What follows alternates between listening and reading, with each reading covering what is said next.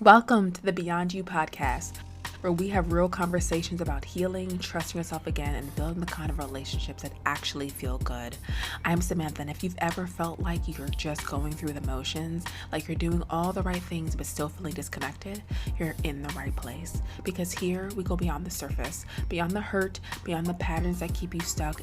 So take a deep breath, get comfortable, and let's get into it. Welcome back to the Beyond You podcast. I know for me that I found myself in a season where the old way doesn't fit anymore, but the new version of me just still feels really unfamiliar. And so I want to know if this resonates with you too, right? Where if you've ever found yourself in a season where the old way doesn't fit anymore, but the new version of you is still feels unfamiliar, know that you're not alone. It's just kind of this in-between space. And so understand whether you've walked away from a relationship, changed careers, or just slowly waking up to the truth that you're not who you used to be. This episode is for you. Starting over gets romanticized, like it's the bold, fearless rebirth. But today, we're talking about what it actually feels like: messy, uncertain, freeing, and lonely all at once. And so, when I was going through my own major life reset, I kept waiting for someone to just hand me the manual. Like, what does this look like? Trying to get information, having coaches for years, trying to tell me, okay, is this right? Is this right? Trying to get validation each part of my life. And it's something that can't happen. And so the step-by-step guide to rebuilding your life, the timeline for when things would feel normal again, but understand that honestly, that manual doesn't exist. Like, there's no one that give you a manual on how life should be, because everyone's life is different, which is the beautiful part about all this, And so let's go ahead and take a deep breath, and we're just going to talk about it. Like, just get into it, because I don't think really talk about what nobody really tells you about starting over, right? And being in this different version of yourself. And so I want for you to be able to just have just as tools for you. And so first, we're going to go dive deep into the grief no one warns us about. Here's what they don't put on these inspirational quotes we see on Instagram or TikTok, or just when we're looking for things. And even when you're leaving something that wasn't right for you, there's still grief in the letting go. And I know people had to make hard decisions, especially with different clients, when, having to make the decision on, whether or not to talk to a parent, or even sometimes own kids because how they're treating you, or family members or partners. It's a lot. And so you might be grieving who you thought you were in that space, and you might be grieving the certainty, even if that certainty wasn't wrapped in chaos. You might be grieving the future you had imagined. And that's one of the hardest parts, is that the future that we imagine with this individual, or how we felt like it should go, that's the main thing that we're grieving, right? And so understand the timeline that you really thought was yours is what you're grieving. So when I went through my own major reset, I was caught off guard by how much I grieved, even though I knew with every fiber of my being that I was making the right choice. There were nights I questioned everything, days I felt completely untethered, and I kept thinking, am I doing this wrong? Shouldn't I feel nothing but relief? And I think less happens to quite a bit of people too. When you're the one that did the breakup, or you're the one that did the divorce, or whatever that situation, you're the one that made that choice. Just because you made that choice, there's still a grieving process within that. And I just, want us to be real with that, because that does happen. And so, but here's what I learned, both from my own journey and from walking alongside so many women in our community, that grief isn't a sign you've made a mistake. It's your heart making space for what's coming next. And I need you to make room for it. It's a testament for your capacity to care deeply, to invest fully, even when something wasn't right for you. And that's huge.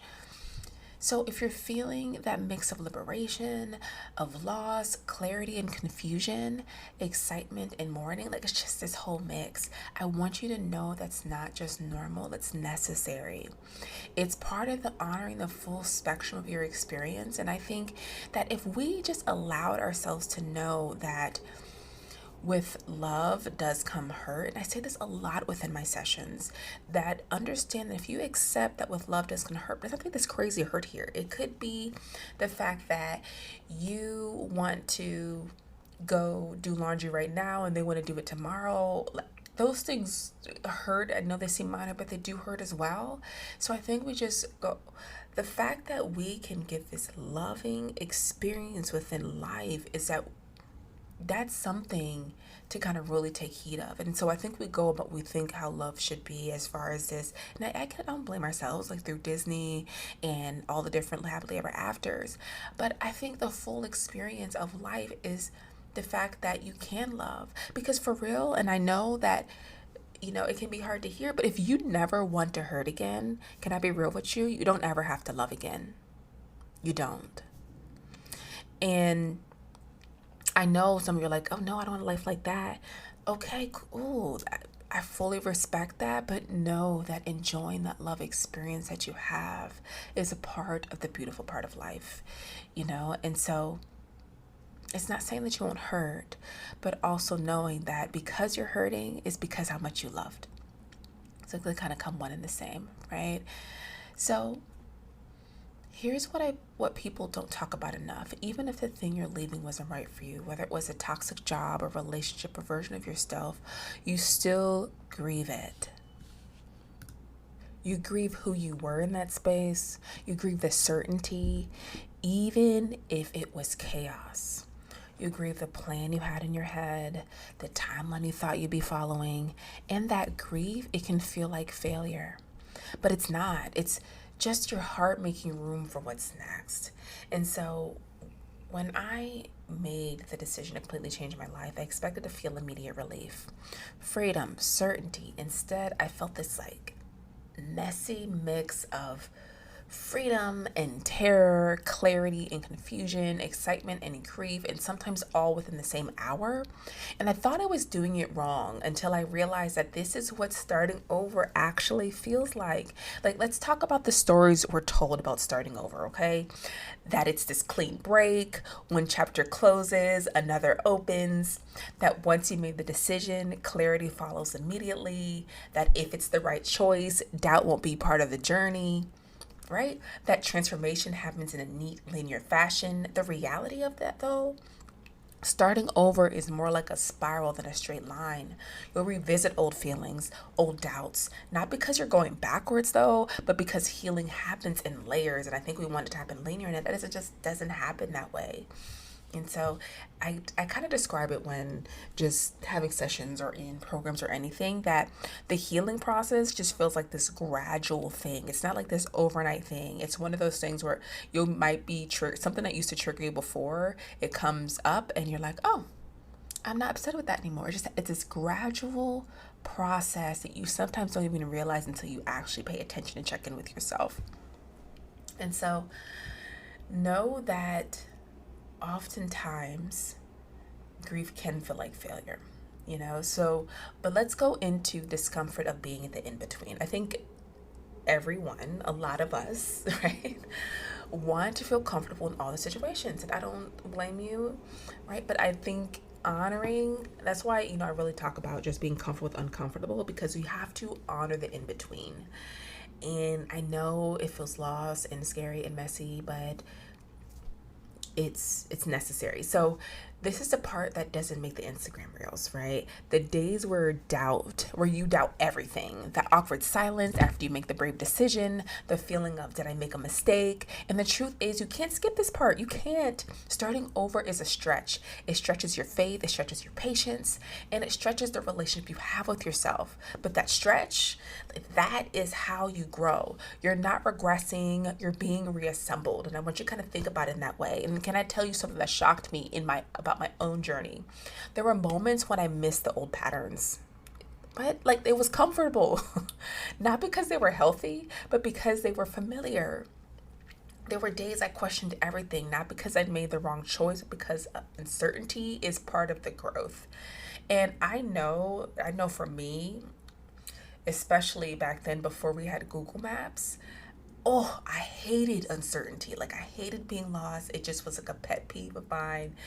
I just did not like it. And so let's kind of talk about the in between space that actually really looks like. Okay, first, you're going to have the identity shift. Okay, so I'm just kind of letting you know what happens so it's not a surprise. Not saying you won't feel uncomfortable, it just isn't a surprise for you when this does happen. So, the identity shift. When you leave old patterns, relationships, or situations behind, there's often an identity vacuum. The who am I now question becomes both terrifying and liberating at the same time. Parts of yourself you buried might suddenly resurface. You may not recognize yourself in the mirror for a while, and that's actually progress, even though I know it's like the in valley moment that nobody wants to go through. But I think it's like trusting, it's like you're in just a valley, it's gonna come up. But I know we never know when it is, and that part can be challenging. And so number two, the loneliness factor. A lot of times when going through transition, I warn people that because you're doing this healing work, it's going to feel a little bit different, okay? It's going to be more so you having to understand that being in that loneliness factor because you're transitioning and outgrowing a lot of things that you weren't doing before, right? And so before you probably didn't have boundaries, didn't have these things happening before, or you tolerated more things, and then you start the healing process. It's a lot different now. People can't have the same acts they once did before. They can't say the same things they once did before. So it's going to be a lot of transition and changes as you go through this. And so even with support, parts of the journey feel deeply solitary. And I'm just kind of letting you warning you this so you don't feel like you're on the wrong track. Or like, I know a lot of times people say, what happened to all my friends that are around me? And nothing happened to them. It's just different now. That's all it is. People might not understand your process or timeline. Some relationships may shift or fall away. You'll have to learn to be your own best company during that time, but understand you're making room for what's next. Which can feel quite a bit, but it's just it's part of the process. And so I remember being 6 months into my new beginning and having this panic moment, like, what if I made a mistake? What if I blown up my life for nothing? It wasn't because I wanted my old life back. It was because the new one was still under construction, and living in that unfinished space was uncomfortable. Okay, and so let's talk about the beauty of building slowly, because I want you to be able to just not say you're going to enjoy it all the time, because I know we like just fast, I want it now, let's do it immediately type of feeling. But here's the quiet gift of starting over. You get to decide what's coming with you and what's not. You get to ask, okay, I want you to look at uncertainty as this beautiful blank canvas for yourself, okay? And so you get to ask, what kind of friendships do I want now? What do I want love to feel like moving forward, right? Like, you get to be able to create this canvas. And I think we don't look at that as the excitement of it, that you get to create it and start implementing. Also, you can ask yourself a question of, okay, what's a version of success that actually feels good in my body? Not what everyone else says. We had that in the last episode where we talked about that. But what's a version of success that actually feels good? And there's so much freedom in no longer performing for an identity you've outgrown. So don't rush this, right? This is your becoming season, and it doesn't have to be loud to be powerful.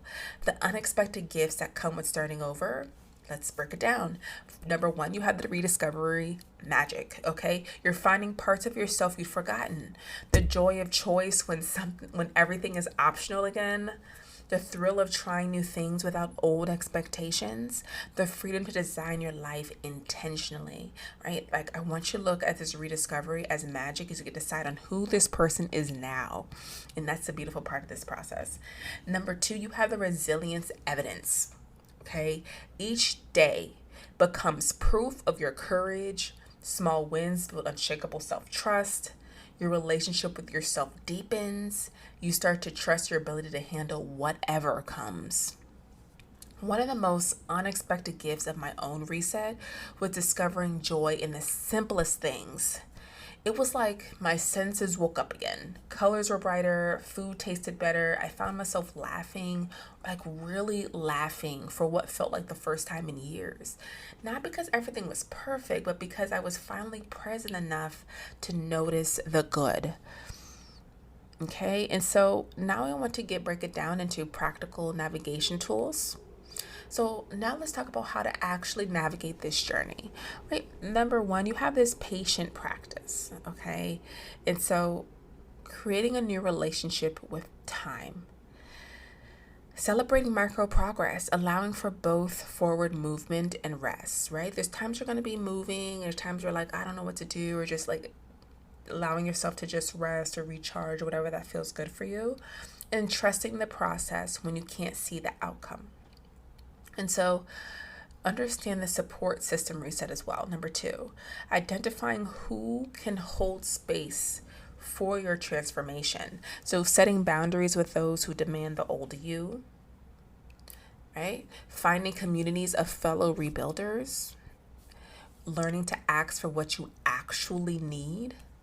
Also, you have number three, the permission statements. Like, I want you to be able to create statements that give you permission to start over in your own way. And I made a whole segment in whole podcast episode on this permission slip a while ago, where we talked about like giving yourself permission to be fully you. And so you can say things like, I give myself permission to not have it all figured out. I make sure to emphasize this. Like, it is okay to not have it all figured out. I give myself permission to change course as I learn. Like, you can always change your mind at any time you please. If something's not work for you, are welcome to say this doesn't work for me and act accordingly. You can say something like, I give myself permission to create a life based on who I am now. And that's okay. And so you can be able to document this if you choose to, right? If you want to do some sort of recording, whether it's a journal, a voice note, photos of your journey on hard days, because sometimes looking back to see how far you've come makes a difference, right? And so that's why you see someone that's, taking time to just kind of journal things out or take videos of them in their hard moments, so when they're out of it, they just kind of see on what they've come from, which is huge. And so understand that you can be able to have the real life journal prompting as well. So if you do want to do journal or voice notes, here are some things that you can be able to just ask yourself to kind of get this started for you. And so, I'm not just here for the talk, I'm here for the transformation, right? And so here are a few questions you can sit with this week. What do I need to grieve that I've been pretending I'm over? I want you to be able to say this out loud, write it, whatever that is. Okay. Number two, who am I becoming and what feels unfamiliar about her? Number three, what gets to stay and what needs to be left behind? Number four, last one, what would feel like progress today, no matter how small? What would feel like progress today, no matter how small? Write it out, let it be messy, and let it be yours.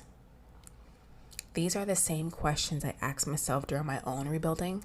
There's power in putting pen to paper, in making the invisible visible. So don't rush this process. Let the answers reveal themselves over time. So just beyond the beginning, right? You don't have to have it all figured out. You're not meant to rebuild overnight. And starting over isn't failure, it's clarity in motion. So understand, you are a beautiful soul. If you're in a season of starting over right now, I want you to hear this. There is no right way to begin again. Your path won't look like anyone else's, and that's exactly as it should be. The messy middle, the uncertain days, and questioning, these aren't signs you're doing it wrong. They're evidence that you're right in the heart of real transformation. So keep showing up for yourself, even when it's quiet, because this version of you, she's not lost, she's becoming. If I could go back and tell myself one thing when I was in the trenches of starting over, it would be this. Trust the process. Trust yourself. The clarity you're seeking comes through the journey, not before it. And one day, you'll look back and realize that what felt like a breakdown was actually a breakthrough. If this episode spoke to you, take a second to share it with somebody else who's in a season of starting over. You never know who needs to hear this. And if you're ready for more support, know that I'm here. Make sure you have followed us, make sure so we can be able to just reach more people. And you can also always join us on our weekly newsletter. We give advice every single Wednesday where we're talking about different ways to rebuild authentic relationship with yourself and other people, especially after those difficult relationships. So you can grab your Feel Free to Heal journal at the bit.ly/FTH journal and get free weekly tips for creating nourishing relationships, like I mentioned. So thanks for being here. You've got this and I've got you. You can connect with me on Instagram at imsmitha.a or Moving Beyond You, and on TikTok at Moving Beyond You for daily inspiration and creating a life beyond old patterns and limitations. We'll talk soon.